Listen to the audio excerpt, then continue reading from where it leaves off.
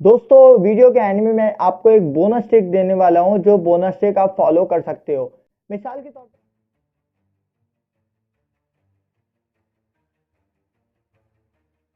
अस्सलाम वालेकुम दोस्तों, आज की इस वीडियो में जानेंगे हम कि किसी भी चीज़ को किस तरीके से पढ़ते हैं, किसी भी चीज़ को किस तरीके से समझते हैं और किसी भी चीज़ को किस तरीके से सीखते हैं। अगर थोड़ा बैकग्राउंड इन्फॉर्मेशन देना चाहूँ मैं आपको, तो मेरा मानना यह है कि अगर मैं किसी चीज़ में अच्छा हूँ तो किसी चीज़ को समझने में, किसी चीज़ को पढ़ने में, किसी चीज़ पर रिसर्च करने में, किसी चीज़ को समझाने में, आप तक पहुँचाने में। तो दोस्तों अगर मैं अपनी लाइफ की बात करूँ तो तकरीबन बहुत सारे सब्जेक्ट मैंने भी पढ़े हुए हैं, बहुत सारे सब्जेक्ट आपने ही पढ़े हुए हैं। तो आज इस वीडियो में मैं डिस्कस करूंगा उन तमाम सब्जेक्ट को पढ़ने के जो तरीकेकार है वो उसको मैंने कुछ हिस्सों में डिवाइड किया गया है। तो इन तमाम सब्जेक्ट को मैंने 4 हिस्सों में डिवाइड किया है। वो 4 हिस्से कौन से हैं? एक 1 understanding concept, number 2 memorisation, number 3 languages and number 4 and last application. तो दोस्तों इन चारों अलग अलग टेक्निक से आप पढ़ सकते हैं, समझ सकते हैं, सीख सकते हैं और लोगों को आगे तक भी पढ़ा सकते हैं, आगे तक जो सीखा है उनको पहुंचा सकते हैं। तो जानते हैं इन चारों टेक्निक को यूज किस तरीके से किया जाता है।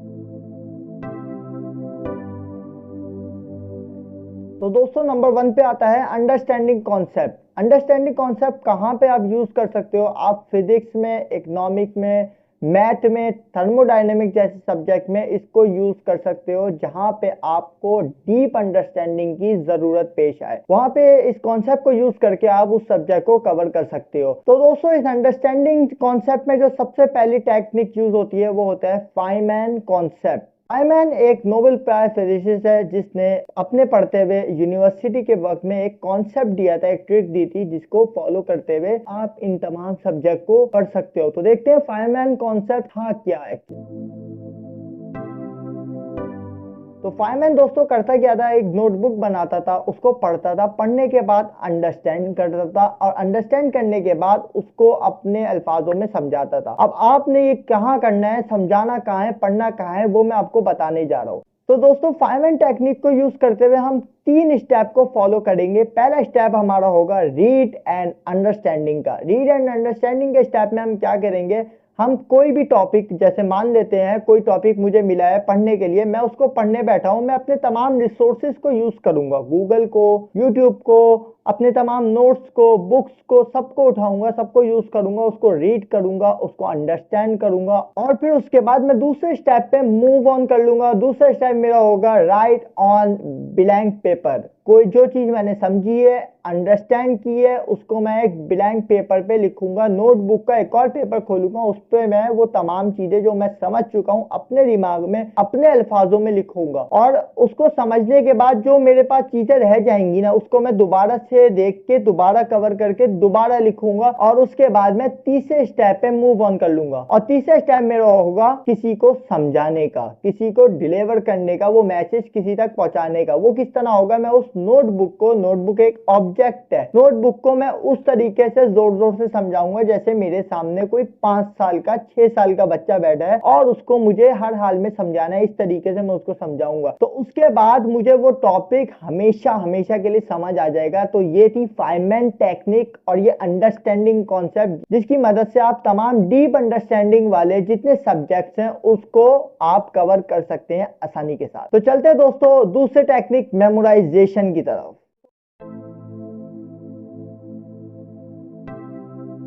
तो मेमोराइजेशन कॉन्सेप्ट आप यूज कर सकते हो अपने और जो याद करने वाले सब्जेक्ट हैं, जो रट्टा मारने वाले सब्जेक्ट हैं उनमें, जैसे सिविक हो गया, बायोलॉजी हो गया, लॉ, हिस्ट्री वगैरह जो सब्जेक्ट्स हैं जिनमें रट्टा मार सकते हो आप, उनमें आप ये तमाम चीजें यूज कर सकते हो। वैसे तो हमारे अगर एजुकेशन सिस्टम की बात की जाए तो यहाँ पे तमाम ही सब्जेक्ट में रट्टे मार रहे होते हैं, लेकिन कुछ सब्जेक्ट अंडरस्टैंडिंग के बगैर आप नहीं यूज कर सकते, जिसको मैं पहले बता चुका हूँ। तो दोस्तों हमारा जो दिमाग है ना, वो किसी भी लिखी हुई चीज को आसानी के साथ याद नहीं रख पाता। तो क्या चीजें हैं जिसको हमारा दिमाग आसानी के साथ याद रख पाता है? दोस्तों पहली चीज, इमोशनली अटैच वाली जो चीजें हैं उनको हमारा दिमाग आसानी के साथ याद रख सकता है। जैसे किसी चीज की खुशी, किसी चीज का गम हमें हमेशा के लिए याद हो जाता है। दूसरी वो चीज हमारा दिमाग आसानी के साथ याद रख पाता है जिसमें मल्टीपल सेंसेस इन्वॉल्व हो। मिसाल के तौर पे हम खाना खाते हैं तो खाने को हम सिर्फ खा नहीं रहे होते, खाने में स्मेल भी होती है, उसको हम सूंघ भी रहे होते हैं, किसी खाने में आवाज भी होती है, उसको हम सुन भी रहे होते हैं, तो उसको आसानी के साथ हमारा दिमाग याद रख पाता है। और दोस्तों सेंसेस को इन्वॉल्व करना, आप इसको अपनी इमेजिनेशन के तौर पे यूज कर सकते हो। इसमें कुछ ट्रिक्स हैं। एक ट्रिक है इसमें मेमोरी पैलेस के नाम से। तो मेमोरी पैलेस की एग्जांपल मैं कुछ इस तरीके से दूंगा कि मैं कोई भी चीज याद कर रहा हूँ, कोई भी सब्जेक्ट पढ़ रहा हूँ, मेमोराइजेशन कर रहा हूँ किसी भी चीज को, तो मैं क्या करूंगा, मैं एक इमेजिनेशन में चले आऊंगा। इमेजिनेशन में जाने का मतलब ये नहीं कहीं मैं आपको भेज रहा हूँ, आप अपने कमरे में बैठे हैं और कमरे में आप कोई चीज देखते हुए याद कर रहे हैं। मिसाल के तौर पर न्यूटन का थर्ड लॉ याद कर रहा हूँ। न्यूटन का थर्ड लॉ है every action there is an equal but opposite reaction. अब मेरे कमरे में ना मेरा क्रिकेट का सामान रखा हुआ है, मेरी पूरी किट रखी हुई है। अब मैं इमेजिनेशन में चले जाता हूँ। मैंने सोचा यार एक बॉलर था जिसका नाम था अली, बहुत तेज बॉल करता था। एक दिन उसने बाउंसर फेंका और बाउंसर फेंकने के बाद मेरे करीब आ गया। मेरे करीब आने के बाद उसने मुझे आंखें दिखाई और उसके इस एक्शन से जो रिएक्शन हुआ वो ये हुआ कि अगली बॉल उसने यॉर्कर की और मैंने उसको आगे बढ़ के शॉट मार दिया। एक्शन दिखाया था, मैंने उसका एक रिएक्शन दिया उसको, जिससे बॉल बाउंड्री से चली गई।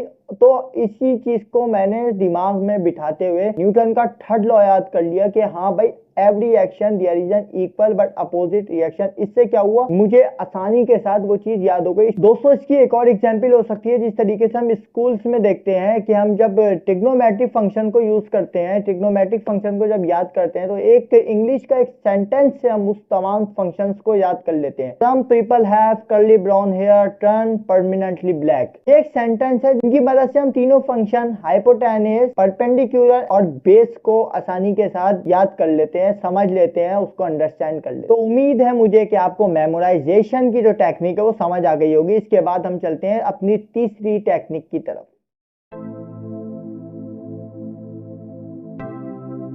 तो दोस्तों तीसरी कैटेगरी आती है हमारी लैंग्वेजेस की। ये वो उन सब्जेक्ट में यूज होता है जो लैंग्वेजेस के सब्जेक्ट होते हैं। इंग्लिश हो गई, जर्मन हो गई, स्पेनिश हो गई, चाइनीज हो गई, उर्दू हो गई, एक्स वाई जेड, बहुत सारी लैंग्वेजेस है, सब में ये यूज हो सकती है। दोस्तों लैंग्वेजेस को पढ़ने के लिए जो 4 ट्रिक यूज होती है वो 4 ट्रिक है। पहली है writing, reading, listening and speaking. ये 4 ट्रिक अगर आपको आती है तो आप लैंग्वेजेस को आसानी के साथ पढ़ सकते हो, समझ सकते हो। आप लैंग्वेजेस को मेमोराइजेशन से नहीं समझ सकते, आप लैंग्वेजेस को लैंग्वेजेस की तरह ही लेके चल सकते हो। उन तमाम सब्जेक्ट को इन 4 चीजों को फॉलो करते हुए ही पढ़ सकते हो। आपको कोई भी लैंग्वेज सीखनी है तो आप सबसे पहले आप गूगल करेंगे, उसके कोई भी आर्टिकल को रीड कर सकते हैं, उसके किसी आर्टिकल को पढ़ सकते हैं, उसके बाद राइट कर सकते हैं, उसके किसी आर्टिकल को लिख सकते हैं, लिख के समझ सकते हैं, उसके बाद सुन के समझ सकते हैं, आप लिसनिंग करके समझ सकते हैं, और उसके बाद आप उसी लैंग्वेज बोलने वाले इंसान से बात कर सकते हैं, उसकी बात का जवाब देके आप उस लैंग्वेज को सीख सकते हैं। तो ये 4 चीजें हैं जिनको फॉलो करने के बाद आप किसी भी लैंग्वेज पे एक्सपर्टीज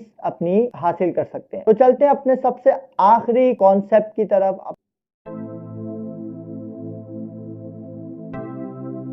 दोस्तों चौथी कैटेगरी आपकी होती है application based subject. Application based subject कौन से होते हैं? मैथमेटिक्स हो गया, अकाउंटिंग हो गया और मैकेनिक्स वगैरह के जो सब्जेक्ट हैं, ये एप्लीकेशन बेस्ड सब्जेक्ट होते हैं। इनको आप सिर्फ एक टेक्निक से, एक ट्रिक से आप इनको समझ सकते हो, पढ़ सकते हो। और वो ट्रिक कौन सी है? वो ट्रिक है सिर्फ प्रैक्टिस, प्रैक्टिस और प्रैक्टिस। आप इस पे एक्सपर्ट सिर्फ प्रैक्टिस से हो सकते हो इन तमाम एप्लीकेशन सब्जेक्ट से। इवन के आप कभी कभी थ्योरी को भी इसमें मैं बोलूंगा कि स्किप करके आप प्रैक्टिस की तरफ आ सकते हैं, आप उसी से इसमें एक्सपर्टीज हासिल कर सकते हैं। मिसाल के तौर पे अगर मैं मैथ की कोई एक्सरसाइज सॉल्व करने जा रहा हूं तो मैं क्या करूंगा, उसकी जो एग्जाम्पल्स के जितने क्वेश्चन है उसकी तरह के उसको सॉल्व करूंगा। उसके बाद मैं उसके जो क्वेश्चन गिवन है उसको सॉल्व करूंगा, जो एक्सरसाइज के क्वेश्चन है उसको सॉल्व करूंगा, और उसके बाद मैं उसकी थ्योरी में जाऊंगा कि हाँ भाई ये थ्योरी बोल क्या रही थी। अभी पहले भी देख सकता हूँ थ्योरी, लेकिन थ्योरी इतनी इंपॉर्टेंट नहीं है जितनी इंपॉर्टेंट इसमें प्रैक्टिस है